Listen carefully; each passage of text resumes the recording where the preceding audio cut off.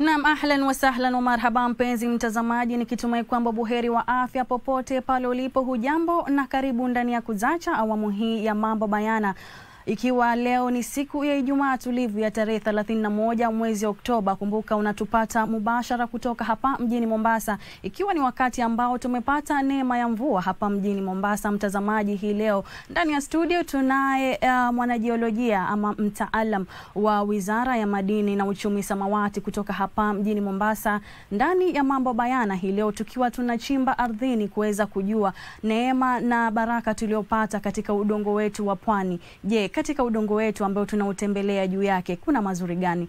Kuna mazuri gani ambayo yanapatikana katika udongo huu wa pwani? Leo ndani ya Mambo Bayana tunaenda kujua mambo yote haya, kwa sababu tunaye mtaalam wa swala hili ambaye ataweza kutuelezea kwa kina. Labda nichukue fursa hii kuweza kumkaribisha. Karibu sana mwanajiolojia katika Wizara ya Uchumi Samawati, Fredrick Wafula, na shukrani sana kwa kuweza kutenga muda wako na kufika eneo hili. Labda tuelezee kwa kifupi tu shughuli yako ni gani katika wizara hii, na je, unajishughulisha na nini kuhakikisha kwamba tunasonga mbele katika upande huu? Asante sana kwa nafasi hii. Kwa majina naitwa Geolojia Fredrick Wafula. Mimi ndiye afisa msimamizi kwa mambo ya geolojia kuhusu kwa wizara yetu kwa hili jimbo letu la Pwani.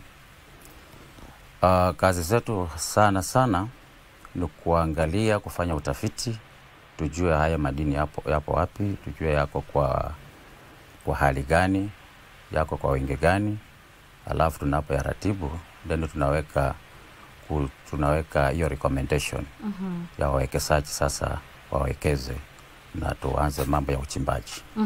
Yes. Eneo la pwani ya Kenya lina sifa gani katika jiolojia? Kwa sababu kuna watu wengi hawajui kwamba ni eneo ambalo limeneemeka kwa upande huo. Je, watazamaji ambao wanatutazama hivi sasa haswa kutoka eneo hili la pwani wajue nini kuhusiana na udongo wetu?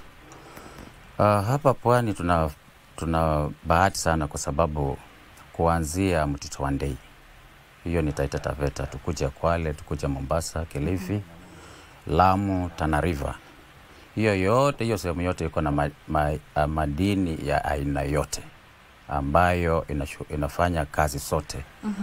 Vitu kuanzia kwa mambo ya industrial, precious, construction, yote. Lakini tukumbuke ya kwamba haya madini yanatumika tofauti. Na pia yanaendelea kukundulika kila siku. Sasa shughuli ya kutafuta inaendelea. Yes. Na kwa mkazi labda anaishi mahali fulani lakini hajui kilichoko chini ya ardhi yake, je, hatua gani ambazo anaweza kuanza, kwa mfano kuweza kuhakikisha kwamba anajua kilichoko chini ya ardhi yake, labda kabla ya kuuza shamba lake kwa bei duni mno, ambao ni vitu vingi ambavyo wapwani hufanya bila kujua labda kilichoko chini ya ardhi? Kitu gani ambacho anaweza kufanya kuhakikisha kwamba anajua kilichoko chini? Hilo ni swali mzuri. Na hiyo ndio kazi yangu. Naam. Kama wizara, na nitachukua nafasi hii pia kushukuru serikali kupitia kwa wizara yetu. Kwa sababu hapo nyumaye tumekuwa na shida na human resource. Lakini hivi karibuni serikali imesaidia kutupika check na kuandika wanajiolojia wengi. Kwa hivyo hivi sasa tukiongea, at least karibu kila county sasa tuko na mwanajiolojia. Kumaanisha tumeleta utuma karibu sana na wananchi, sio kama kitambo. Na pia tukumbuke ya kwamba sio watu wengi walikuwa wanajua ili somo la geology ni nini, la geolojia. Kwa sababu kitambo watu walikuwa wanasema, ukisema geology anasema mtu anaenda kusomea mawe. Nani anaenda kusomea mawe? Itafanya namna gani? Hata nadhani wewe pia kwa shule ulikuwa unaogopa hiyo, ama kama walikuwa wanaogopa. Lakini ni vizuri kujua ya kwamba geolojia ni kazi nyingine, anything. Ile tuseme ardhi ni nini? Dunia, the ardhi ni nini? Kiswahili. Ardhi. Yeah. The ardhi, si ndio? Kile shughuli zozote ambazo zinaendelea chini ya ardhi kwenda chini. Naam. Hiyo ndio geolojia. Kama nilivyokuuliza hapo awali, nina Yes. kipande changu cha ardhi. Yes. Nataka kujua kilichoko. Je, nafuata mwanajiolojia ama hatua ni zipi? Nahitajika kutoa shilingi ngapi kuweza kuangaliliwa ardhi yangu, ama hatua naanzia wapi? Nimekusia hapo ya kwamba saa hizi tumeleta services. Tumetoa Nairobi na tumeleta services karibu na huduma karibu na wananchi. Saa hizi ukikuja kama kwa mfano kwa ofisi yangu, ndio uweza kutoa maafisa na mimi mwenyewe tutaambatana, tutakuja kwa shamba yako lako na tutaangalia nini tuchukue sampuli na tupime na tuangalie uko na nini. Na hivi ndio nimekuwa nikihimiza wakazi wa Pwani tangu kitambo, na nimeona limefanya kazi. Badala ya kuchukua shamba lako uuze kabla hujajua unauza nini, ni vizuri upate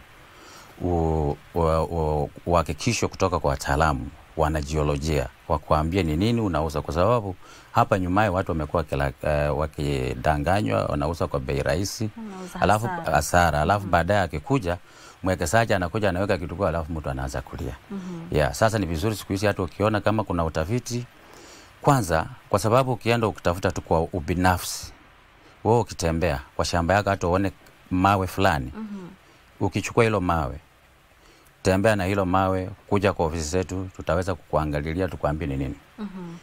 Unaweza kuwa unatembea kuna tamana na hujui. Ndani hivyo basi tutakufuata, tutapangana na wewe, tutaenda kukuangalilia kwa hiyo shamba yako. Tukisalia hapo. Bwana Wafula, umesema kwamba mtu akipatana na mawe katika ardhi yake anaweza kuchukua na kuleta kwa ofisi kuweza kupimwa. Je, ni mawe gani? Lakini sifa ya mawe ambayo labda yana thamani, yana sifa gani? Labda mtu, kwa sababu mawe ni mengi na kuna mawe ya kawaida ambayo kila siku tunayapiga mateke barabarani. Je, haya mawe ambayo yana thamani kubwa ama ni katika vito vya thamani nchini na hapa Pwani, je, yana sifa gani? Labda ukiona jiwe kidogo liko na rangi ya dhahabia ama liko rangi ya vipi, ndio unajua kwamba hili inaweza kuwa hilo jiwe. Sasa hilo tunasema mawe haina ile ilikuwa na thamani wewe na rangi gani. Hata inaweza kuwa rangi mbaya na ndio inatamana. Sasa ndio maana sisi lazima tupate sampuli, tukiangalia vile tunaiangalia, tunapima. Kuna physical properties tunaangalia. Kama mlikuwa shule mlikuwa mnaangalia kitu na form 2, mlianza kuwa introduce na hii mambo ya periodic table. Hiyo periodic table ndio inapepa mambo yote. Kwa sababu utaona hiyo element, alafu taangalia jirani ya hiyo element. So kipima pia kwa madini na hiyo majina ya madini naenda na hiyo. Naam, shukrani sana kwa jawabu hilo. Na hapo awali tumeweza kuigusia kwamba je, mtu anafanya vipi? Umesema kwamba kila kaunti hivi sasa kumewekwa wanajiolojia wa ziada kuweza kuhakikisha kwamba wanatambua vitu vya thamani ama mawe hao ya thamani. Je, ni bure ama ni ukitaka mwanajiolojia unalipa ama ni kitu cha serikali ambacho ni bure kufanya utafiti?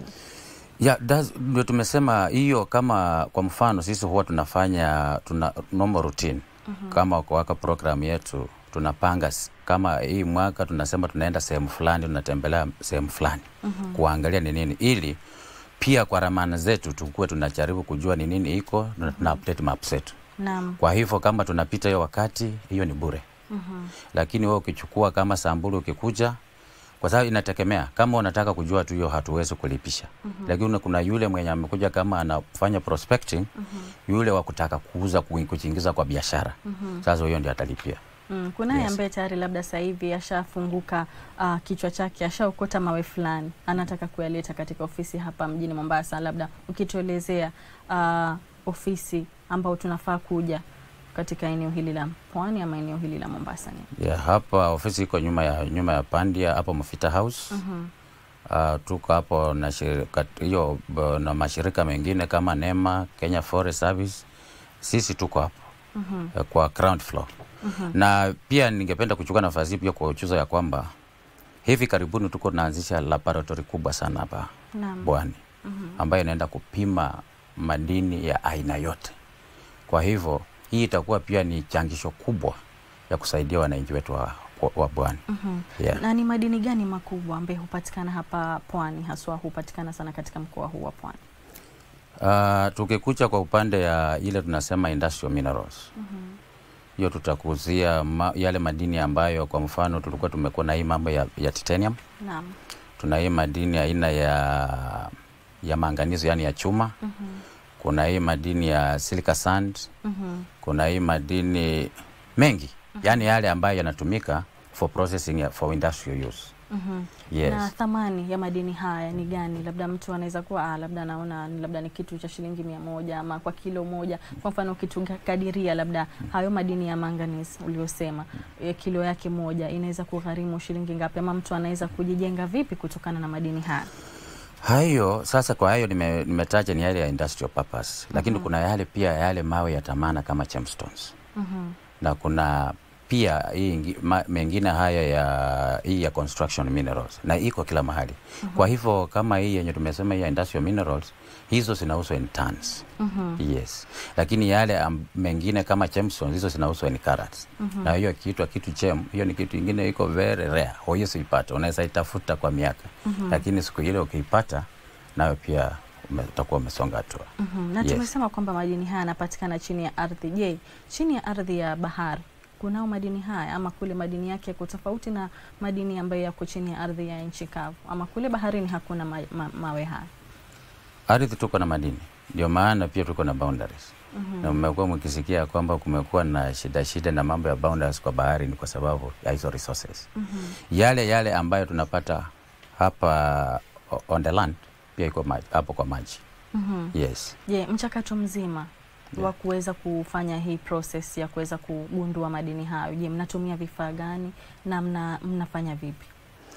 Hiyo sasa, hiyo ni geological processes ambayo tutaanza na mambo ya, first of all we identify, tunaangalia tunatatua ama tuna identify mahali. Alafu tunaanza na kufanya general kutembea, ile tunaita mapping. Tutembee tuangalie, alafu tunakuja ile kitu tunasema exploration. Sasa ile exploration sasa ni ile sasa tunaangazia mahali na tunatumia mbinu tofauti. Ile kama ni mambo ya uchimbaji ya kutrill, tukichukua samples na through physical method, hiyo physical method, na ile nyingine tukishachukua kuna geochemical. Hizo zote so that baada ya hiyo sasa tunaenda tunafanya analysis ya hizo samples. Alafu tunakuja na reports na hizo maps za kuonyesha ni nini tumepata hapa na iko kiasi gani. Na mshafanya hiyo mapping, mshapata kuna madini fulani eneo fulani. Je, labda county inahakikishaje kwamba inalinda madini yale? Kwa sababu kuna mtu labda nitakwenda kuangaliliwa labda ardhi yangu ina madini fulani. Je, naeka siri baina yangu na wanajiolojia, ama nafanyaje kuhakikisha kwamba si pokonywe ardhi ile, ama si mtu haizi kuja akachimba na akachukua vilivyo vyangu, ama mabonyenye wakaweza kuja na kumpokonya ardhi ile? Je, kuna acts zozote za kulinda ardhi hii? Yeah, kwa sababu siku hizi hata mimi kukuja hapa KPC hapa nimepisha, si ndio? Mkanipisha, mkanifungulia. Hivyo hata sisi kisheria, mtu anapokuja kutaka shughuli kwako, lazima aombe ruhusa. Na ile ndio tunasema mambo ya consent. Sisi kwa licensing process zetu, kitu cha kwanza ni consent ya mwenye shamba. Kama sio yule mwenye shamba mwenyewe anataka kutumia pale mahali kutoa yale madini. Yes. Na je, kuna taasisi zozote za elimu ambazo zinafundisha watu jinsi ya kutambua thamani hiyo ya madini hapa mjini Mombasa, ama labda kuna wale ambao wanafunzi ambao labda wamechukua ama wamesaidiwa na serikali kuweza kufundishwa mambo hayo, ama katika ofisi zenu kuna wanafunzi, ama inakuwa namna gani? Hapa Pwani kama kwa mfano wanajiolojia hawako. Jiolojia inakuwa offered hapo, inapeanwa kwa University of Nairobi sana. Ngawaje kuna university nyingine pia zimeanza kupatiana hizo courses. Lakini ile course kama hapa Pwani, ile university yenye inapatiana ile course inakuja karibu. Na tukumbuke ya kwamba kabla ya kitu chochote, hata hiyo madini kuangalia kama yanaweza toka, lazima mwanajiolojia atembee, aangalie, athibitishe. Akishamaliza basi sasa tunafika ile wakati ya kusema nao project design. Sasa kuanza mambo ya uchimbaji. Sasa hapo ndio kitengo kingine kinaingia, engineer, mining engineer. Huyo mining engineer sasa ndiye anakuja kutoa design, ile mining site inakaa namna gani. Yes, na kuangazia mambo ya safety hapo. Sasa kwa hiyo taaluma hiyo, sasa kwa upande huu wa Pwani, hiyo inapatiwa hapa Taita Taveta University. Yes. Wanafundisha sana taaluma hiyo katika chuo kile. Chuo kile hiyo mining engineers. Labda mshafikiria kuleta wanafunzi zaidi kuweza kusomea katika shule zingine, labda college ambayo mtaweza kuifungua, labda kuweza kuelimisha wana pwani, kwa sababu Taita Taveta kwa mfano kwa mkazi wa Mombasa ni mbali. Je, hili unaliona? Hilo ni pendekezo liko na hata tuko na kwa Mining Act, tuko na provision ya kuanzisha ile mining, Kenya Mining Institute. Na hilo ni pendekezo liko in the offing, na hata hivi kuna mikakati inaendelea kuwekwa. Na ndipo hata kuna sehemu ambayo serikali wameuliza serikali kama inaweza tengwa huko sehemu za South Coast. Ataanza kuweka hiyo, itasaidia angalau wale hawataweza kuenda zile full colleges kama degrees, wakianzia hapa kwa chini waweze kuwa wamepata ule ujuzi, kwa sababu tukikuja kwa hiyo value chain ya kutengeneza even the samples na nini, kuna watu wale wamesomea kemia, wale kufanya kazi kwa lab, wa kuanalyze, kuna wale technologies, kuna wale wa kukata laboratories, kuna wale wa kusaidia kama unatembea, kwa sababu sample hutachukua tu vile wanachukuliwa hivyo, kuna njia yake ya kuchukua. Yes, ndio usicompromise hizo results. Yes. Na mawe yale yakishachukuliwa Bwana Wafula, yes, je, yana kazi gani? Kwa sababu kuna labda mtu atauza, labda kama sitaki kuuza mawe yale, mimi mwenyewe weza kunifaidisha vipi? Kuchukua kivipi? Kwa sababu sisi huwa tunatikia tunasema iko na economic value gani? Yes. Kwa sababu utapata hiyo sample imechukuliwa, tutaangalia ni nini iko ndani. Hiyo itakusaidia kufanya uamuzi. Iwapo tutaendelea, kwa mfano sehemu umechukua sampuli mahali fulani, sampuli 2-3, ukuja imekupatia majibu ile ambayo yanaridhisha, sasa utaenda awamu ya pili ya kuangalia hiyo inakuwa inashika upana gani, na je sasa kwa undani naenda kiasi gani. Sasa hiyo nayo itakuwa inajaribu kutupatia, unafanya ile kitu unasema volume estimation ama tonnage estimation. Nazungumzia mawe ukishayapata, labda mshayatoa, mshaya extract, mshajua haya ni mawe ya thamani. Je, mnayapeleka wapi na kazi yake haswa ni gani? Zinatumika kufanya nini? Labda mimi nimeleta na nishajua ni mawe fulani, mimi mwenyewe labda yanaweza nifaidisha kwa njia gani? Labda kama sitaki kuuza, je, yanaweza nifaidisha vipi? Kwa mfano sasa ukianza kuchimba mawe na hutaki kuuza, sasa utakuwa unafanya kazi gani? Kwa sababu lazima kutengeneza vidani nikaweza kuvaa, ama nikaweka, labda nataka kujua labda matumizi yake haswa. Sasa ndio tumesema, kwa mfano wacha tuanze kukuhusia kwa mfano mambo ya gemstone. Kwa sababu nimeona hapo ni mahali ulikuwa unalenga. Gemstone hizo rahisi, kwa sababu hiyo unaweza, kwa sababu ni mambo yote ni mambo ya jewelry na umaridadi ya kina mama, si ndio? Na hizo mapete hizo unaweza toa. Of course kama kutoa hiyo bado ndakana uko na leseni ya kutoa. Ukishatoa, ukitaka uende yaweke kwa bank, utatumia vile wewe mwenyewe utataka. Lakini cha muhimu ukue kabla hujayatoa mahali yako, kabla hujayatistap, lazima ukue umepata kibali ya kuyatoa pale. Kibali hicho labda kinatozwa pesa ngapi kukipata? Vibali ziko tofauti. Kuna wale wachimbaji wadogo kama mdogo, kuna wale wanajiweza, iko na viwango mpaka wale wachimbaji wakubwa. Kwa hivyo sio wote wana uwezo, na tena sio wote wanatumia njia moja, kwa sababu kuna wale wengine wanatumia mashini kubwa, technology kubwa, na kuna wale wanatumia zile vichembe tu, wengine anatembea tu kidogo. Sasa wale ndio tunasema artisanals. Kama wewe sasa tuseme hauna na uko na kile unataka kushughulisha na uko na kachembe unasafanya na upate kamawe, hiyo tunakupea kibali ya artisanal. Ile pesa kidogo sana. Kama ngapi? Hiyo sio pesa mingi, kama 1,000, ni kama 5,000 hiyo artisanal permit. Hiyo ndo kibali cha chini zaidi kwa mtu ambaye anataka. Yes. Kwa hivyo baada ya kujua kwamba eneo langu lina madini na kuja kuchukua kibali na katia kibali, alafu nalipa mwanajiolojia kuweza kutoa. Uwezi mwanajiolojia sio wa kutoa. Mwanajiolojia si akwambia iko hapa. Sasa hapo wewe unatafuta watu wako. Sasa kwa mfano mimi kuja ni kuangalia nasema hii area iko hivi, iko na hii madini. Ile kile nitakufuata sasa, nitakuelekeza kwa nafasi nyingine ya kutafuta sasa processes ya kuanza sasa kutafuta ile kibali. Kwa sababu kupata hiyo kibali, kama shamba ni lako, utatafuta kozi, ndio utatumia ile title deed yako ama allotment letter yako. Na utafute pia confirm kama una pesa kidogo ya kuanzia angalau. Na ujue kwamba hata wewe peke yako utakuna mtu utaandika hata kama vijana 2 watatu wa kusaidia. Hivyo hizo na upatiane pia mwenenima vile hapo mahali pia utakuwa unalima hapo ama unatoa, kuna vile utakuwa unabaathiri. Sasa pia uko unaonyesha ukishamaliza utapatengeneza namna gani. Yes. Tukiachana na Taita Taveta, hapa Mombasa, eneo gani haswa labda Mombasa, Kilifi, Kaloleni, labda eneo gani ambalo lina utajiri mkubwa wa hivi vitu kulingana na vile ambavyo mmeweza labda kutembelea maeneo fulani na kupima kwa manufaa ya mtazamaji ili aweze kujua labda alipo, labda huenda pakawa pana thamani hiyo zaidi? Wacha niseme kuanzia Taveta, Kwale, Mombasa, Kilifi, Tana River, kila mahali, kila area iko na thamani yake. Kila area. Yes. Mwanzoni tulizungumzia kwamba ni hatua ambazo zinashirikisha teknolojia za kuchimba. Je, teknolojia hizi za kuchimba ardhi yetu, je, zinaleta athari gani kwa udongo wa pwani ama zinaleta athari gani katika uchimbaji huu? Hizo teknolojia zinatumika, huwa tuna recommend kwa sababu ndio maana lazima kabla mtu afanye kuna hiyo kitu inaitwa feasibility study.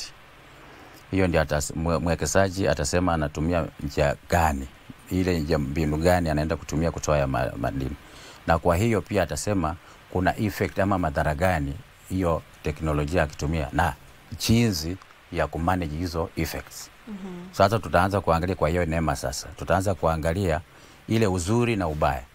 Kama uzuri iko zaidi ya ubaya, tunaweka condition ya kwamba ukifanya hivi unafanya. Kwa mfano, sana kama mtu anachimba na tusema hatakani kutumia waje nitoe kwa mfano kampuni kama ya Base wakianza walianza na kutumia bulldozers. Na ilikuwa inatoa kelele. Lakini vile ilifika wakati wakabadilisha muundo ya kutoa madini, wakaanza kutumia spray guns.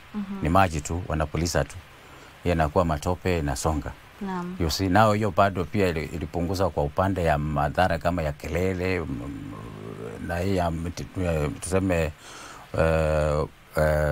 ya kelele, fumbi na vitu zingine. Yes. Na watu ambao wanakaa karibu na eneo lile, je, wanapolalamikia kelele hizi, je, kuna fidia yoyote? Kwa sababu najua kwamba kuna eneo labda likishajulikana, kuna ardhi ambazo ni za serikali, labda likishajulikana kwamba hili eneo lina utajiri fulani, labda kuna watu wa eneo lile huweza kuhamishwa ama huweza kupelekwa eneo lingine. Je, kuna fidia yoyote ambao hupewa ama inakuwa vipi? Kabla project yote haija mradi wote haujaendelea, kuna mambo mpaka kuna masikizano, na ndio kuna mambo ya public participation, kuna community engagement. Na kama ni mradi ni mkubwa, huwa mpaka muweke ile kitu naita buffer zone around kwa hiyo mradi, kumaanisha wale watu wenye kuna some meters wenye watu watakani kukua. Licha si hiyo sehemu yote itachimbwa, lakini kuna hiyo buffer zone. Hiyo ni kuzuia yale vitu kama hiyo madhara ile tunazungumzia.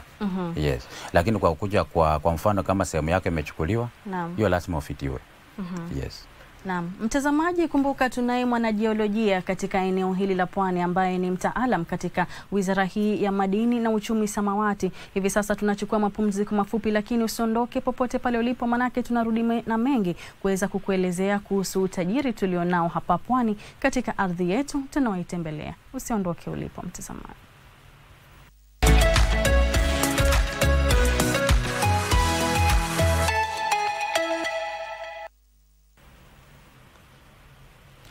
Naam, karibu sana mpenzi mtazamaji. Hii ni Kuzacha, awamu ikiwa ni Mambo Bayana. Hivi sasa tukiwa na mazungumzo ya moja kwa moja naye mtaalam ama mwanajiolojia katika wizara ile ya uchumi samawati ambaye anajihusisha na madini hapa katika eneo hili la Pwani. Mtazamaji, ambao tumeweza kuzungumza mengi kwa sababu tunajua kwamba ni ardhi ambayo tunatembelea, lakini wengi hawajui thamani iliyoko kutokana na madini ambayo tunayakanyaga kila siku na tunapitia juu yake. Na hii leo ndani ya studio zetu tunaye Fredrick Wafula ambaye anaweza kututoa taka za masikio kuhusiana na kipi ambacho kimejificha chini ya ardhi yetu ya pwani. Tukiendelea na mjadala huu, Bwana Wafula, labda utuelezee kwa wale ambao wanajenga nyumba zao, je, wanahakikishaje kwamba wanapitia katika ofisi yenu kuhakikisha kwamba kabla ya kujenga nyumba zile labda hakuna athari yoyote ambayo wanaipata katika ujenzi wa nyumba ile, kwa sababu tunajua katika kujenga kuna vitu ambavyo vinafaa katika sheria za kuhakikisha kwamba ardhi yako iko sawa na inafaa kujengwa kwa njia fulani. Inakuwaje? Asante sana. Nadhani hiyo ni muhimu sana kama mwekezaji kwa upande wa ujenzi. Naam.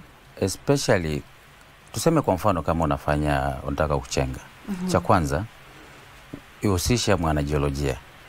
Kwa sababu atakuja angalia pale mahali panafaa hapafai. Kulingana na structures sa ardhi vile siko. Naam. Unaweza kuwa unachenga hiyo nyumba kwa fault line. Ambapo saa ile kunaendelea unaona nyumba inaanza kupasuka. Sio tu kwa sababu labda kuna mtengeko, lakini kuna hiyo umechenga juu ya fault line. Inaachana.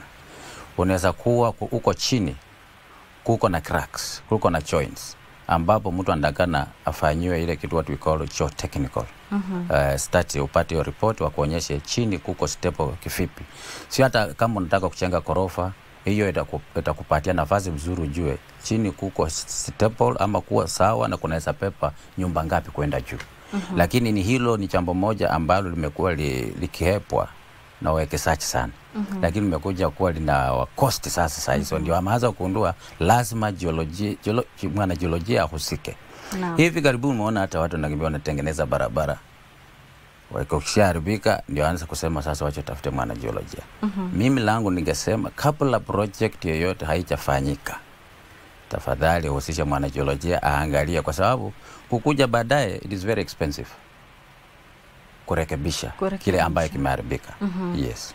Kwa hivyo anajaribu kusema kwamba kuna mtu labda akijenga nyumba akianza kuona ufa unatokea, ilhali ametumia simiti nzuri, ametumia mchanga sawa sawa, ina ishara kwamba huenda chini yake kukawa na mazuri.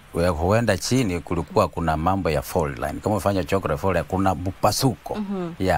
Unaendelea kupasuka. Sasa ukiendelea pia hata nyumba pia inaendelea hiyo mwanya unaendelea kuongezeka. Kwa hiyo kwa mfano mtu akijenga nyumba yake na chini kuna madini, inakuwa vipi? Haya, hilo ndio swala lingine nilikuwa nakuhusia. Kwa mfano wewe unaweza kuja na hii imefanyika sehemu mingi kama especially huko Western. Naam.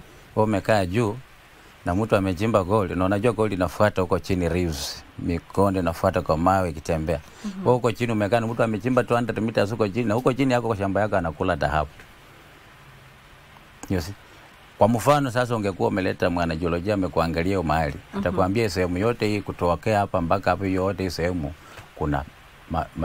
kuna madini aina ya dhahabu. Tutatafuta mahali nyingine ununue mahali hakuna, alafu hiyo mahali uweke ama uchue jinsi unaweza ekeza hapo.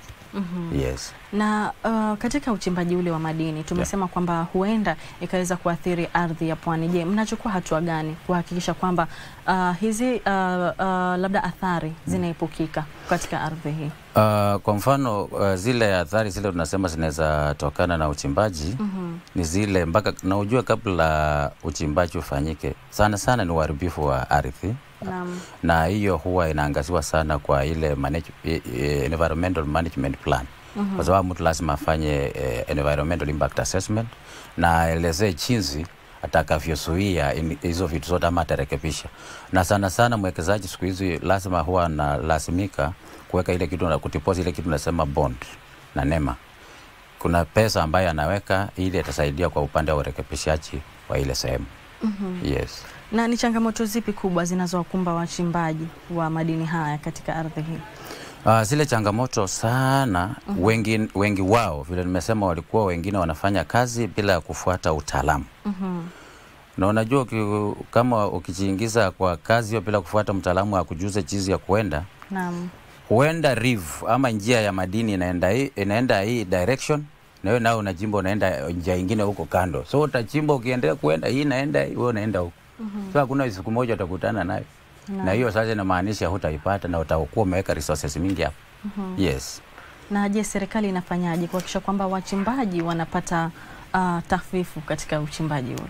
Sasa ndio maana tumesema serikali sasa imefanya vile inaweza kupitia kwa wizara yetu. Unajua sasa kwa mambo ya jiolojia na uchimbaji, wizara yetu ndiye inasimamia hayo masuala yote, na ndio tibosa sasa tuko na ile mambo ya capacity building in terms of human resource, na ndio vile nimewaeleza hapa kwa vitengo vyote, wale mining engineers, geologists, inspectors of explosives, saizi wameandikwa wa kutosha, na kila sehemu sasa tuko nao kwa nearly in every county ya kupatiana hiyo service.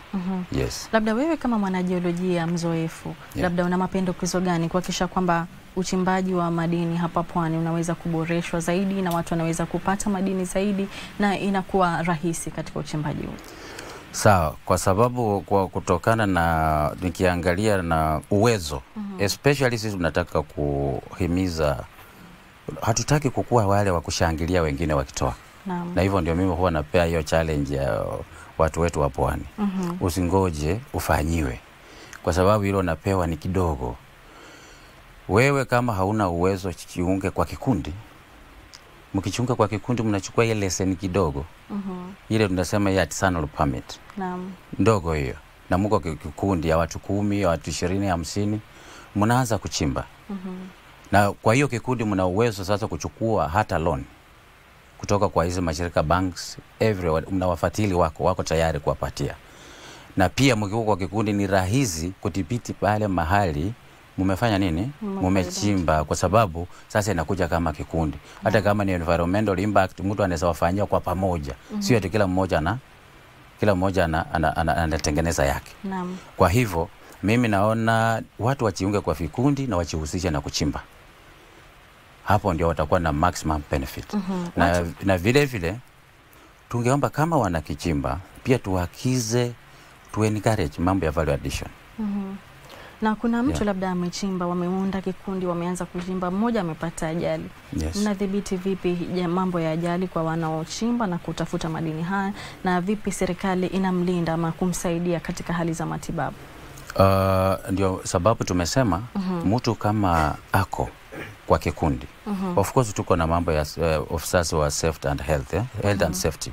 Wanashughulika nayo maneno ya kushughulikia kwamba mazingira ambayo watu wanachimba yako salamini.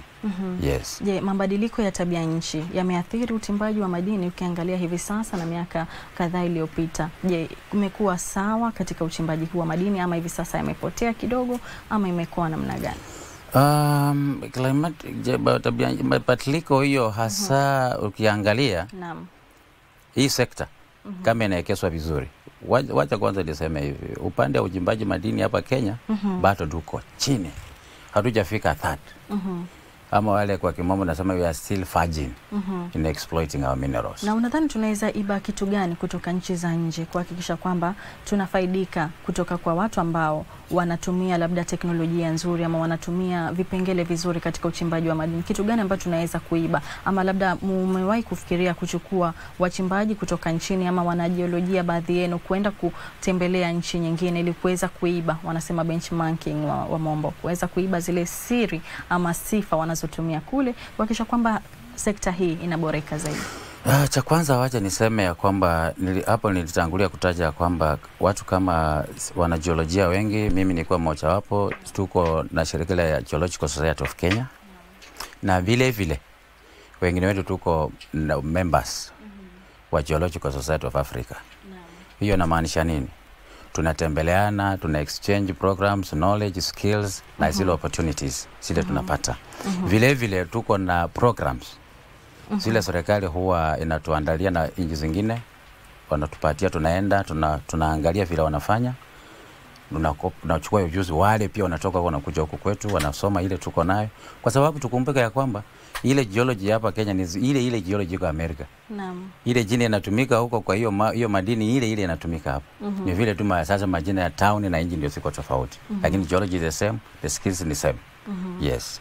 Na labda kwa hivyo hakuna kitu ambacho tunaweza kuchukua kutoka kwa wenzetu labda in terms of teknolojia? Teknolojia, unajua sasa we are also coming up, lakini hizo teknolojia ndio nasema tuko na hizo exchange programs we are getting, na kuna partners wale tunapata kutoka nje. Yes. Labda kuna mwanafunzi ambaye anatutizama hivi sasa ambaye ameweza kuangalia kipindi hiki na labda pata ari ya kuweza na mshawasha wa kuweza kusomea jambo hili, unamwambiaje? Kwa sababu ni jambo ambalo halifanywi sana, watu wengi hawajaliangazia sana na wanaliona tu ni jambo la kawaida. Je, sekta hii inalipa ama ni vipi? Je, nafasi za ajira zipo katika sekta hii? Kwanza ukichagua kufanya geology hutakuwa umepoteza. Kwa sababu mimi nikikumbuka mwaka mzima, ile mwaka tuligraduate tuliingia watu 30 na tukagraduate karibu less than 20 people. Hiyo inamaanisha nini? Uhaba. Kukuja kuanzia mwaka 2008 nikikuja huku Pwani, nimekuwa nasungwa karibu, tumekuwa geologist wawili tu, ana geolojia wawili. Ni hivi karibuni nimesema sasa tumeongezewa, at least tunashukuru. Hiyo ni kumaanisha hii ni sekta moja ambayo tunataka wanafunzi waingie. Sio tu kukuja kusema lazima waajiriwe, kwa sababu ukishaingia hii moja kwa moja. Kama mimi sasa, hata saizi mimi nikitoka naweza endelea na kupractice. Niwaambia mimi niko registered. Naam. Yes, nikitoka na menda watu huko nje, I'll continue with my practice. Yes. So sio lazima tuwe tu ukishaandikwa retire basi mambo yake yameisha namna hiyo. Kwa hivyo mimi ningesema ya kwamba ni vizuri waacha tu encourage, because tuko na vipengele mingi, tuko na courses mingi kwa hii geology tu peke yake. Iko kazi mingi sana ya kufanya. Yes. Na mwisho kabisa, ungependa kuwapa ujumbe gani wakazi wa Pwani kuhusiana na thamani iliyoko katika ardhi ya Pwani? Labda mtu ambaye anatutizama na bado ana wasiwasi, labda afanyeje? Je, labda ukimpa neno la kumtia moyo kuhusiana na ardhi yake, unamwambiaje tukimalizia? Nikimalizia ndasema ya kwamba mkazi wa Pwani, nadhani baraka tuko nazo. Mashamba tuko nayo. Sasa tuko na wataalamu ambao watakuwezesha ujue ni nini umekalia kwa shamba lako. Na kabla mtu akuja kutembelea na aanze kumesea shamba lako mate. Naam. Kile step ya kwanza utakana kufanya, chukua nafasi na utembelee mwana geolojia. Kwa maofisi zetu na mimi nitakupatia, ama kwa ile mwenye yuko karibu, tutakuja tukuangalia shamba yako, tutakuambia iko na nini, utakaa kama uko imara. Utakupoteza madini yako. Ni wewe mwenyewe utaamua, mtu akikuja akikuongelesha, unajua ni nini unaongelea juu yake. Naam. Yes. Shukran sana Bwana Fred Kwafula kwa wasaa huu. Na mtazamaji, tumekuwa naye Bwana Fred Kwafula ambaye ni mtaalam ama mwanajiolojia katika kitengo hichi cha madini katika Wizara ya Uchumi Samawati hapa mkoa wa Pwani. Na vile vile mtazamaji, natumai kwamba ametutoa taka za masikio wengi kuhusiana na thamani ya ardhi yetu hapa Pwani, na ametuambia kwamba ametushauri kwamba tuweze kulinda ardhi yetu kwa ajili ya kesho yetu, kwamba usiweze kuuza shamba lako bila ya kutembelea ofisi zile za wanajiolojia kuweza kujua thamani unaoificha katika ardhi yako, kwa sababu ukilinda ardhi yako leo ni manufaa ya kesho yako na vile vile kwa familia yako na jamii yako. Kufikia hapo sina budi ila kutia nukta mambo bayana ndani ya Kuzacha siku hii ya leo, lakini mtazamaji usiondoke popote pale ulipo, manake tunarudi katika mduara wa Bi Maliwaza ambao tunakuwa tunazungumza kuhusiana na mambo mengi yanayoathiri jamii yetu. Kufikia hapo sina budi ila kusema shukrani sana kwa wote walioweza kufanikisha kipindi hiki. Jina langu mimi ni Fahima Ramadhan. Kwa heri mtazamaji.